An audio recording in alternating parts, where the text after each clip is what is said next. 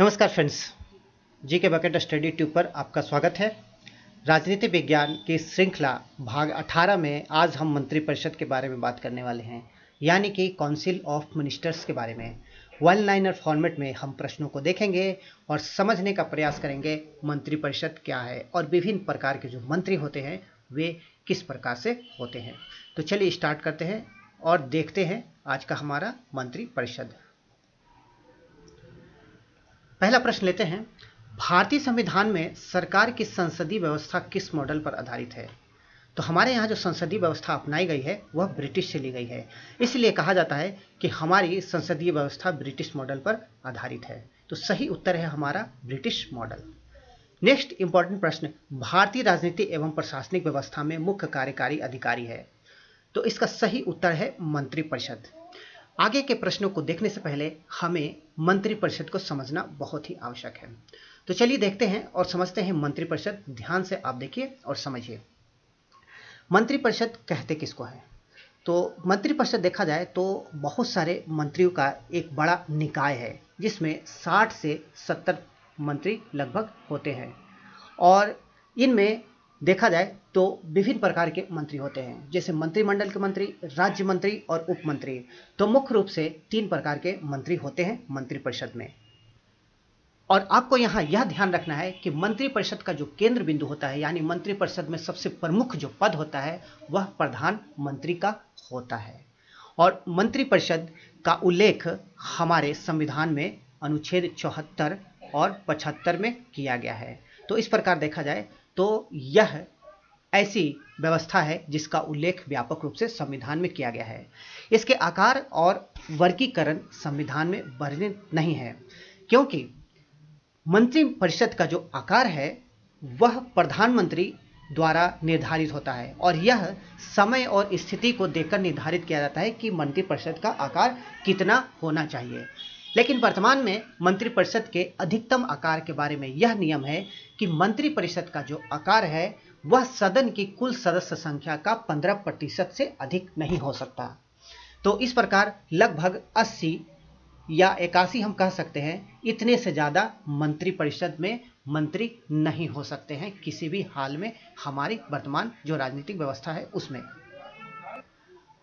और यह जो पूरी मंत्रिपरिषद होती है, यह पूरी मंत्रिपरिषद किसके प्रति उत्तरदायी होती है?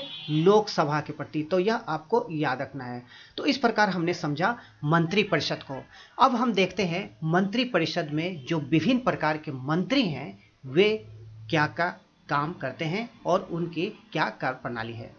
तो यहाँ पर हम प्रधानमंत्री के बारे में बात नहीं करेंगे, क्योंकि प्रधानमंत्री की चर्चा पूर्व के वीडियो में हम कर चुके हैं। और हमें बस इतना ध्यान रखना है कि मंत्रिपरिषद का जो केंद्र होता है उसमें प्रधानमंत्री प्रमुख भूमिका निभाते हैं।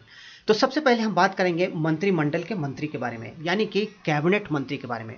तो कैबिनेट मंत्री होता क्या है? तो कैबिनेट मंत्री देखा जाए तो केंद्र सरकार के जो महत्वपूर्ण मंत्रालय होते हैं, जैसे कि गृह मंत्रालय, वित्त मंत्रालय, विदेश मंत्रालय, रक्षा, दूरसंचार, ये सब क्या है? बहुत ही इंपॉर्टेंट मंत्रालय हैं, कोर मंत्रालय हैं सरकार के।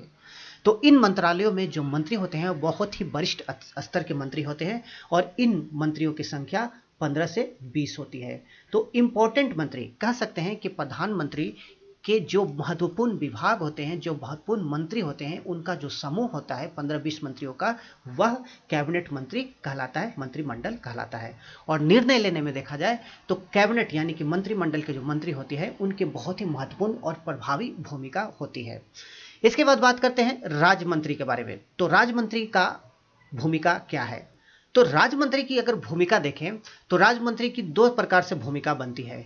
या तो उन्हें किसी कैबिनेट मंत्री के साथ संलग्न कर दिया जाता है, जैसे कि देखा जाए तो आप जैसे देखिए कि रेलवे, ठीक है, या मान लेते हैं वित्त विभाग, ये इतना बड़ा विभाग है। तो इतना बड़ा विभाग किसी एक मंत्री के जिम्मेवारी में अगर दिया जाए तो हो सकता है कि ये विभाग अच्छे से काम कुशलतापूर्वक नहीं कर सके।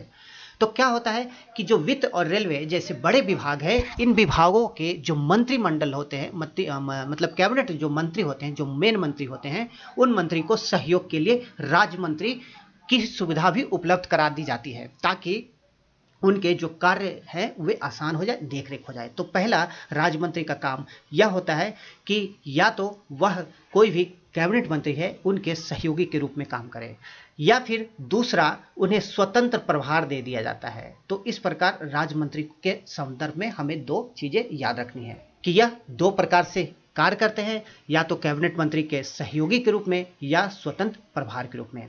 इसके बाद बात करते हैं उप मंत्री के बारे में। उप मंत्री क्या होता है? इन्हें किसी भी मंत्रालय का स्वतंत्र प्रभार नहीं दिया जाता है।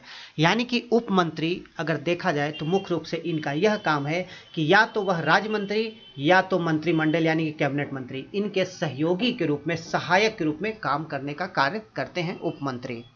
यानी कि हम कह सकते हैं कि उप मुख्यमंत्री जो है उप मंत्री जो है वह कैबिनेट या राज्य मंत्री को उनके जो प्रशासनिक कार्य होते हैं, जो संसदीय कार्य होते हैं, उनकी सहायता के लिए, उनके सहयोग के लिए नियुक्त किया जाता है। और यह कैबिनेट के सदस्य नहीं होते हैं, हमें यह ध्यान रखना है, और कैबिनेट के जो बैठक होती है उनमें भाग नहीं लेते हैं।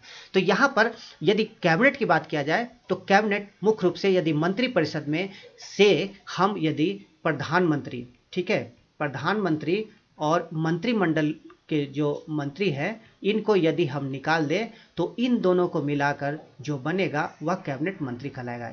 यानी कि जो यहाँ व्हाइट वाला पार्ट है यह पार्ट ही कहलाएगा कैबिनेट मंत्री, और इसके बाहर के जो है वह कैबिनेट मंत्री की श्रेणी में नहीं आएंगे। और अगर पूरे को मिला लिया जाए तो यह मंत्रिपरिषद कहलाता है। तो यह आपको अच्छे से समझ में आ गया होगा। आगे चलते हैं, प्रश्न को देखते हैं। मंत्रिपरिषद के अलावा देखा जाए तो मंत्रियों की एक और श्रेणी होती है, और आपने नाम सुना होगा संसदीय सचिव का। पिछले कुछ वर्षों, कुछ दिनों पहले देखा जाए तो आम आदमी पार्टी पर यह आरोप लगा था कि लगभग 22 जो उनके विधायक हैं उनको संसदीय सचिव का दर्जा दिया गया था। तो देखिए, भारत की जो राजनीति है उसमें तुष्टीकरण की नीति बहुत ही चलती है। जैसे कि मान लेते हैं कि जैसे हमारी बीजेपी है, ठीक है, तो लोकसभा जो है उसमें मान लेते हैं कि 545 सदस्य हैं लोकसभा में, ठीक है। अब सभी को मंत्री बनाना संभव तो है नहीं। मान लेते हैं बीजेपी के पास 250 सीट है और 250 सीट और जो उनके अन्य सहयोगी दल हैं उनकी 50 सीट है। तो लगभग मिलाकर देखा जाए तो बीजेपी के पास लगभग 300 सीट है जिसके द्वारा उन्होंने सरकार बनाया है। तो जब सहयोगी दल और जो बीजेपी के खुद के दल हैं उनमें अधिकांश लोग यह चाहेंगे कि मैं मंत्री बनूं, लेकिन संविधान में यह प्रावधान किया गया है, संविधान संशोधन के मामले द्वारा यह प्रावधान किया गया है कि जो लोकसभा की जो कुल सदस्य संख्या है उसके 15% से ज़्यादा मंत्री नहीं बन सकते। तो 15% लगभग 80 या 81 होता है। तो लगभग 300 जो सांसद हैं उसमें से केवल 80 या 81 लोग ही मंत्री बन सकते हैं। अगर मान लेते हैं कि किसी प्रकार से इनके पास 100 ऐसे लोग हैं जो मंत्री बनना चाहते हैं, तो उस स्थिति में 80 लोगों को मंत्री बनाया जाएगा बीजेपी के द्वारा, और शेष 20 लोग क्या करेंगे? तो 20 लोगों को तुष्टीकरण करने के लिए यानी खुश करने के लिए उन्हें एक और अलग तरह का पद दे दिया जाता है, वह है संसदीय सचिव, ताकि उनको भी संतुष्टि हो जाए। तो इस प्रकार देखा जाए तो यह भी कहा जाता है कि यह भी एक मंत्री की एक प्रकार की श्रेणी है जिससे संसदीय सचिव कहा जाता है, और यह मंत्रिपरिषद की जो अंतिम श्रेणी होती है उन श्रेणी में आते हैं। तो इनके पास कोई विभाग तो होता नहीं है, लेकिन फिर भी ये जो वरिष्ठ मंत्री होते हैं उनके साथ उनके संसदीय कार्य में सहायता के लिए नियुक्त होते हैं। तो इस प्रकार देखा जाए तो उप मंत्री की तरह लगभग ये काम करते हैं। तो इससे भी आपको याद रखना है संसदीय सचिव को। तो यहाँ मैंने समझाने की कोशिश की है, हो सकता है कि थोड़ा सा समझ में नहीं आए, लेकिन एक दो बार आप समझने की कोशिश करेंगे तो संसदीय सचिव भी समझ में आ जाएगा। अब चलिए आगे देखते हैं, आगे बात करते हैं नेक्स्ट क्वेश्चन की ओर। नेक्स्ट क्वेश्चन है हमारा, भारतीय राजनीतिक व्यवस्था में किस एक पद का सृजन संविधान के प्रावधानों से हटकर किया गया है? तो बहुत इंपॉर्टेंट है, वह कौन सा पद है जो संविधान के प्रावधान से हटकर उसका सृजन किया गया है? तो कहीं ना कहीं यह पद भी देखा जाए तो कहीं ना कहीं यह तुष्टीकरण की नीति पर ही आधारित होगा। जिस प्रकार हमने देखा संसदीय सचिव का पद, तो संसदीय सचिव का पद आखिर बनाया क्यों गया? अब सबको मंत्री तो बना नहीं सकते, 15% की जो सीमा लगी हुई है, लेकिन अब कुछ लोग ऐसे भी हैं जिनको नाराज कर नहीं सकते, तो उनको खुश रखने के लिए कुछ ना कुछ तो देना पड़ेगा। तो इसी प्रकार की कोई व्यवस्था की जाती है, और इसी प्रकार की जो व्यवस्था है वह है उप प्रधानमंत्री। तो आप देख सकते हैं कि भारतीय राजनीतिक व्यवस्था में किस एक पद का सृजन संविधान के प्रावधानों से हटकर किया गया है, तो वह है उप प्रधानमंत्री। तो यह पद भी देखा जाए तो कहीं ना कहीं यह भी खुश करने के लिए, तुष्टिकरण के लिए एक सृजित किया हुआ पद है। तो अभी हाल में देखा जाए तो राज्य है, एक राज्य दक्षिण भारत का, उसका नाम मैं नहीं बताऊंगा, आप बताएंगे कि वहां 3-3 उप मुख्यमंत्री बनाए गए हैं। तो ये सब जो देखा जाए तो मंत्रियों का जो पद सृजन होता है यह कहीं ना कहीं तुष्टिकरण के लिए होता है। कार्य कुछ विशेष नहीं होता है, बस नाम होता है कि हाँ 3 उप मुख्यमंत्री बन गए। तो 3 उप मुख्यमंत्री यानी मुख्यमंत्री के जस्ट नीचे वाला जो पद होता है उप मुख्यमंत्री। आगे बात करते हैं, क्वेश्चन चलते हैं नेक्स्ट क्वेश्चन की ओर। भारत का प्रधानमंत्री अपने मंत्रिमंडल में मंत्री के रूप में काम करने के लिए व्यक्तियों का चयन किस प्रकार से करता है? तो बिल्कुल ही देखा जाए तो प्रधानमंत्री जो है, जो अपने मंत्रियों का जो चयन करता है उसमें वह पूरी तरह स्वविवेक के द्वारा काम करता है। क्योंकि देखिए हमारी जो कार्यपालिका है, कार्यपालिका में सबसे ऊपर क्या होता है? राष्ट्रपति। राष्ट्रपति के नीचे उपराष्ट्रपति। हालांकि उपराष्ट्रपति का देखा जाए तो कार्यपालिका में कोई विशेष योगदान नहीं होता है, वह राज्यसभा के पदेन सचिव होते, पदेन महासभा क्या बोलते हैं, सभापति होते हैं, और इनका कोई योगदान नहीं होता है। लेकिन राष्ट्रपति के सहयोग के लिए प्रधानमंत्री होते हैं। तो प्रधानमंत्री कब काम करेंगे? तो जब उनके अनुसार लोग होंगे, उनकी इच्छा के अनुसार, उनके विचारों के अनुरूप, उनके मन मर्जी के अनुसार यदि मंत्री होंगे तभी तो वो अच्छे से काम करेंगे। तो इसीलिए प्रधानमंत्री को यह स्वतंत्रता दी गई है कि आप अपने स्वविवेक के द्वारा अपने मंत्रिमंडल में मंत्री का चयन कर सकते हैं। तो यह हमें याद रखना है, प्रधानमंत्री स्वविवेक से अपने मंत्रिमंडल में मंत्री का चयन कर सकते हैं। नेक्स्ट क्वेश्चन है, जो व्यक्ति संसद का सदस्य नहीं है वह केंद्रीय मंत्री कितने दिन तक रह सकता है? तो भारत के संविधान व्यवस्था में देखा जाए तो यह एक बहुत बड़ी विशेषता है कि आप किसी भी सदन का सदस्य नहीं रहते हुए भी मंत्री बन सकते हैं। तो ऐसी व्यवस्था की गई है। तो यह अधिकतम 6 माह तक रख सकते हैं। तो यानी कि 6 माह के अंदर आपको दोनों में से किसी एक सदन की सदस्यता लेनी है, और यदि नहीं ले पाते हैं तो आप मंत्री पद से हट जाएंगे। लेकिन फिर भी कम से कम 6 महीने तक तो आप मंत्री रह सकते हैं बिना संसद के सदस्य रहे हुए। अगला प्रश्न देखते हैं, किस संविधान संशोधन द्वारा यह प्रावधान किया गया कि प्रधानमंत्री सहित मंत्रिपरिषद के सदस्यों की कुल संख्या लोकसभा के कुल संख्या के 15% से अधिक नहीं होगी? तो लोकसभा की जितनी भी संख्या होगी उसके 15% से ज्यादा मंत्री नहीं बनाए जा सकते हैं। तो इसका सही उत्तर है 91वां संविधान संशोधन 2003। और यह इसीलिए लाया गया क्योंकि गठबंधन की सरकार जब आने लगी थी, एक समय था जब गठबंधन की सरकारों का दौर था, तो उस समय बहुत सारे जो दल होते थे छोटे मोटे, वे मिलकर गठबंधन बनाते थे और सरकार बनाते थे। और सरकार जो चलाता था, जो मुखिया होता था, उसकी यह मजबूरी होती थी कि सभी को संतुष्ट करने की कोशिश करे तुष्टिकरण की नीति के तहत। तो इस कारण क्या होता था कि बहुत सारे मंत्री पद बना दिए जाते थे। तो इसी स्थिति से बचने के लिए यह स्थिति लाई गई 91वें संविधान संशोधन 2003 के द्वारा। आगे बात करते हैं, मंत्रिपरिषद किसके प्रति सामूहिक रूप से उत्तरदायी होता है? तो जैसा कि हमने देखा कि मंत्रिपरिषद जो होता है वह लोकसभा के प्रति सामूहिक रूप से उत्तरदायी होता है। आगे बात करते हैं, मंत्रियों को पद एवं गोपनीयता की शपथ किसके द्वारा दिलाई जाती है? तो मंत्री को जो पद और गोपनीयता की शपथ दिलाते हैं वह राष्ट्रपति दिलाते हैं। तो आपने देखा होगा कि जब नई सरकार गठित हुई थी तो उसमें जो मंत्री थे उनको पद एवं गोपनीयता की शपथ राष्ट्रपति द्वारा दिलाई गई। आगे चलते हैं, किस संविधान संशोधन द्वारा मंत्रिपरिषद के सलाह को राष्ट्रपति के लिए बाध्यकारी बना दिया गया? तो मंत्रिपरिषद की सलाह जो होती है वह राष्ट्रपति के लिए बाध्यकारी होती है। वर्तमान में यह स्थिति है। तो यह जो स्थिति लाई गई, यह लाई गई थी 42वें एवं 44वें संविधान संशोधन के द्वारा यह किया गया था। और यह बहुत ही महत्वपूर्ण इंपॉर्टेंट प्रश्न है, आपको यह याद रखना है। देखिए संविधान में देखेंगे तो आपको देखने के लिए मिलेगा कि राष्ट्रपति के काम में सहयोग के लिए मंत्रिपरिषद और प्रधानमंत्री होगा। लेकिन यहाँ पर आप देख सकते हैं कि मंत्रिपरिषद के सलाह को राष्ट्रपति के लिए बाध्यकारी बना दिया गया। तो यह बहुत इंपॉर्टेंट है 42वां एवं 44वां संविधान संशोधन। और यह प्रश्न, नेक्स्ट क्वेश्चन, लोकसभा में मंत्रिपरिषद के विरुद्ध अविश्वास प्रस्ताव लाने हेतु न्यूनतम सदस्य संख्या कितनी है? तो इसकी संख्या है 50। भारतीय राजनीतिक व्यवस्था में कार्यपालिका किसके अधीन रहकर कार्य करती है?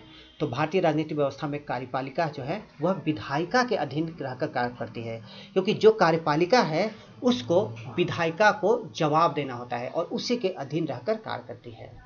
आगे बात करते हैं, संविधान में मंत्रिमंडल शब्द का एक ही बार प्रयोग किस अनुच्छेद में हुआ है? तो यहाँ मंत्रिमंडल शब्द का प्रयोग कहा जा रहा है, मंत्री परिषद नहीं। ठीक है, इस बात को ध्यान रखना है। तो यह है अनुच्छेद 352। नेक्स्ट क्वेश्चन, भारतीय राजनीतिक प्रशासनिक व्यवस्था में उच्चतम निर्णय लेने वाली संस्था कौन सी है? तो हमारी जो राजनीतिक प्रशासनिक व्यवस्था है उसमें जो सबसे उच्चतम निर्णय लेने वाली संस्था है वह है मंत्रिमंडल, क्योंकि जितने भी महत्वपूर्ण निर्णय होते हैं यह मंत्रिमंडल के द्वारा ही लिए जाते हैं, कैबिनेट के द्वारा ही लिए जाते हैं। और आपने कई बार न्यूज में, समाचारों में सुना ही होगा कि मंत्रिमंडल द्वारा यह निर्णय लिया गया। आगे बात करते हैं नेक्स्ट प्रश्न की ओर। सरकार का मुख्य नीति निर्धारक अंग उच्च कार्यकारिणी किसे माना जाता है? तो मंत्रिमंडल निश्चित रूप से बहुत बड़ी यह संस्था है, बहुत महत्वपूर्ण और उच्च स्तरीय संस्था है जो मुख्य नीति निर्धारक है। नेक्स्ट क्वेश्चन है, स्वतंत्र भारत के प्रथम वित्त मंत्री कौन थे? तो स्वतंत्र भारत के प्रथम वित्त मंत्री थे आर.के. शनमुगम चेट्टी। स्वतंत्र भारत के प्रथम मंत्रिमंडल में कानून मंत्री कौन थे? Doctor B R. अम्बेडकर। बहुत ही महत्वपूर्ण प्रश्न है कानून मंत्री। भारत में किस कैबिनेट मंत्री का सबसे लंबा कार्यकाल रहा? तो कैबिनेट मंत्री में देखा जाए तो जगजीवन राम 32 वर्ष तक केंद्रीय मंत्रिमंडल में रहे और इनका कार्यकाल सबसे लंबा माना जाता है।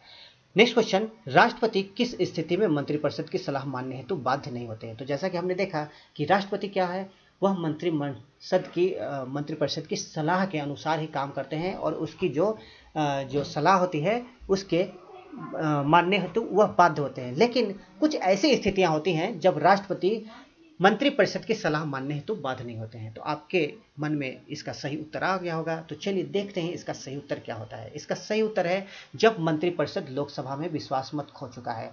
तो जब लोकसभा में मंत्रिपरिषद विश्वास मत खो चुका है तब उसका मंत्रिपरिषद का कोई औचित्य ही नहीं है। वैधानिक रूप से तो देखा जाए तो उस मंत्रिपरिषद का कोई अस्तित्व ही नहीं है, कोई मान्यता ही नहीं है। तो इसी कारण से उस स्थिति में क्या होता है कि राष्ट्रपति मंत्रिपरिषद के सलाह मानने हेतु बाध्य नहीं होते हैं। तो यह हमें याद रखना है, मंत्रिपरिषद लोकसभा के प्रति जो है उत्तरदायी होती है। बहुत इंपॉर्टेंट प्रश्न है ये।